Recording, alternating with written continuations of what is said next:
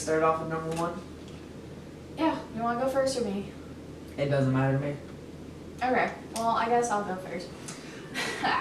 Okay, so this guy, Robert William Fisher. Oh, ugh, God, how did I know he was gonna, I didn't even know he was on there, but I hate him. Okay, so, if you haven't heard his story before, we're going to give you like a little story and then like tell you what they look like, you know, what the FBI wants you to look for and all that. So, this is kind of a case of like a family annihilator, because he's like your typical white dad that went crazy.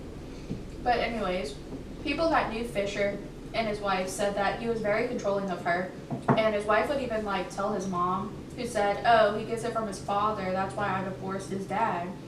And his mom would like constantly tell him to stop acting like your dad. And neighbors said that the wife would try to like fight back, and like they would hear them yelling all the time, and like she wouldn't necessarily take his abuse but kind of fight back a little bit. And in 1998 he went to get a massage for his back because he had had like a back injury somehow, and he had to have surgery, and he needed like therapy and stuff, and he would get massages every now and then. But on this day he had an affair with the masseuse, and he got a UTI from her and was scared his wife would find out. So he went to his bishop, who obviously said, be honest with your wife. And so he did tell her what happened, and she was really upset, but she was willing to do some counseling and do better and whatever. But then he had another affair, and when his wife found out, she wanted a divorce. And then on April 9th, 2001, neighbors heard a lot of shouting and would call it their worst fight yet. And then they didn't hear anything after 10:30 p.m. And then the next day, around 9:30 a.m., the house just burst into a huge fire. And firefighters could immediately smell burning flesh when they went into the home. And they found Mary, the wife, and their two kids, Brittany and Bobby, dead, of course. They seemed to be dead before the fire, and Robert the dog, a gun, and Mary's car was missing, and no one could get in touch with him. And police didn't even consider him a suspect at first because he was like a really outdoorsy kind of guy, and they were like, oh, maybe he was just on a hunting trip, or on a fishing trip early in the morning, whatever. And they were expecting him to like come back home and be like, what the hell happened? But so the kids and the mom or whatever, they go to the coroner's office, or I'm saying this like they're alive, like the coroner's office. No. The coroner's office. Anyways, the coroner said that the kids died first, and that Robert must have gone in and slit their throats because they were almost decapitated, and then Mary was shot in the head. And then after the coroner said that they didn't just die from the fire, then the cops were like, okay, Robert is definitely a suspect now. But they didn't want the media to find out because then he'd obviously run, and they wanted to come back and play out whatever reasoning he was going to say why he was gone.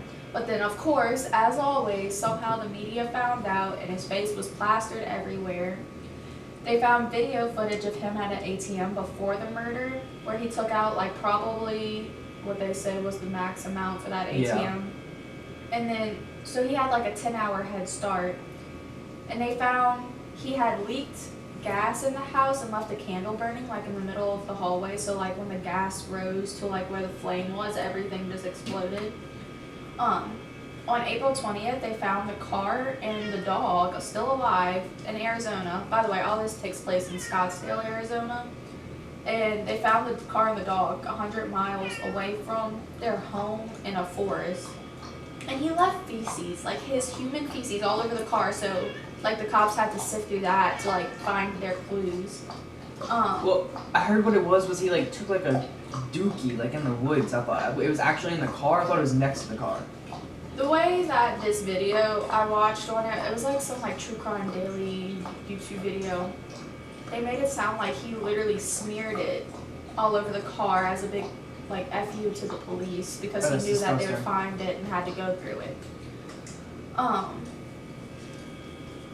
So they thought he could be hiding for the longest time in this huge forest, and this forest is like got caves up in mountains and everything, and he's like, he knows how to survive in wilderness. He's an outdoorsman, and they did have someone call in around that time. He would have like just gotten to the forest and say that they saw him there. But they, of course, have never found him because he is on FBI's 10 Most Wanted. There's a $100,000 reward for information leading directly to the arrest of him. And the FBI's remarks that they have on him says, Fisher is physically fit and is an avid outdoorsman, hunter, and fisherman. He has a noticeable gold crown on a tooth. He may walk with an exaggerated erect posture and his chest pushed out due to a lower back injury. Fisher is known to chew tobacco heavily. He has ties to New Mexico and Florida. Fisher is believed to be in possession of several weapons, including a high-powered rifle, and he is considered highly armed and dangerous. So, yeah.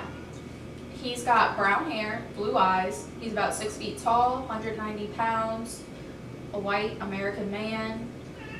He could, if he like redid his life somewhere, the possible occupations that he could have, which I doubt he would have if he's like remaking his life somewhere, is a surgical catheter technician, a respiratory therapist, or a fireman. And as far as scars and marks, he's got surgical scars on his lower back. And we'll of course put all the pictures of these people on our website, Instagram, Twitter, all that.